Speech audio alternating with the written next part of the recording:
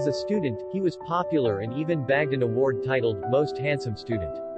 However, life at home wasn't exactly smooth for the young actor.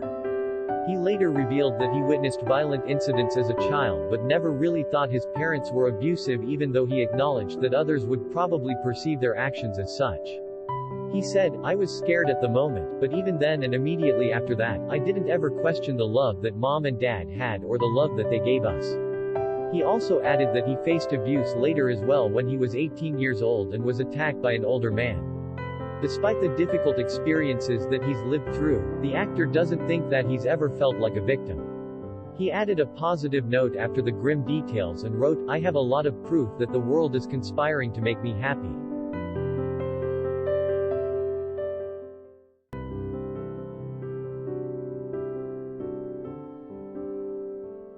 I'm going to talk to you about some things I've learned in my journey. Most from experience, some of them I heard in passing, many of them I'm still practicing, but all of them I do believe are true. Life is not easy. It is not. Don't try to make it that way. Life's not fair. It never was. It isn't now, and it won't ever be. Do not fall into the trap, the entitlement trap, of feeling like you're a victim. You are not. Get over it and get on with it. And yes, most things are more rewarding when you break a sweat to get them. So the question that we got to ask ourselves is, what success is to us? What success is to you? Is it more money? That's fine. I got nothing against money. Maybe it's a healthy family. Maybe it's a happy marriage. Maybe it's to help others, to be famous, to be spiritually sound, to leave the world a little bit better place than you found it. Continue to ask yourself that question. Now, your answer may change over time, and that's fine. But do yourself this favor. Whatever your answer is, don't choose anything that will jeopardize your soul. Prioritize who you are, who you want to be, and don't spend time with anything that antagonizes your character. We have to define success for ourselves. And then we have to put in the work to maintain it. Take that daily tally. Tend our garden. Keep the things that are important to us in good shape. It is just as important where we are not as it is where we are. Look, the first step that leads to our identity in life is usually not, "I know who I am. I know who I am." That's not the first step. The first step is usually, "I know who I am not."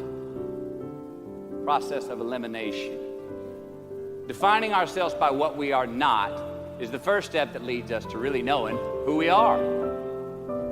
You know that group of friends that you hang out with that they really might not bring out the best in you? You know, they gossip too much, or they're kind of shady. They really aren't going to be there for you in a pinch.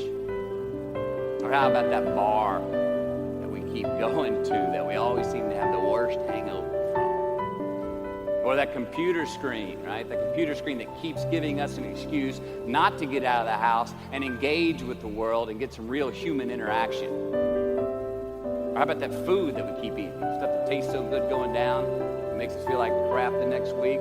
We feel lethargic and we keep putting on weight. Well, those people, those places, those things, stop giving them your time and energy. Just don't go there. I mean, put them down. And when you do this, when you do put them down, when you quit going there, when you quit giving them your time, you inadvertently find yourself spending more time and in more places that are healthy for you, that bring you more joy. Why? Because you just eliminated the who's, the where's, the what's, and the when's that were keeping you from your identity. Like, trust me, too many options, I promise you, too many options will make a tyrant of us all. All right, so get rid of the excess, the wasted time. Decrease your options.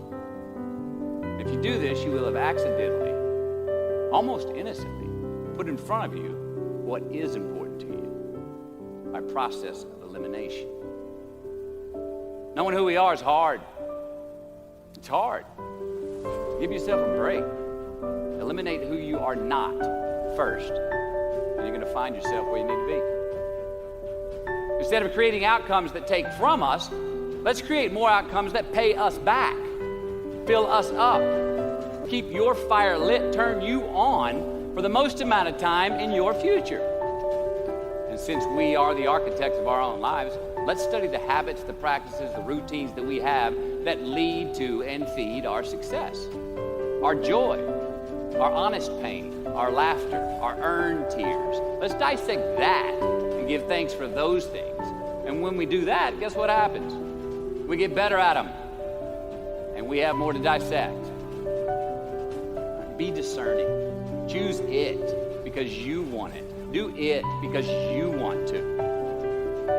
We're going to make mistakes. You got to own them. Then you got to make amends. And then you got to move on. Guilt and regret kills many a man before their time. So turn the page. Get off the ride. You are the author of the book of your life.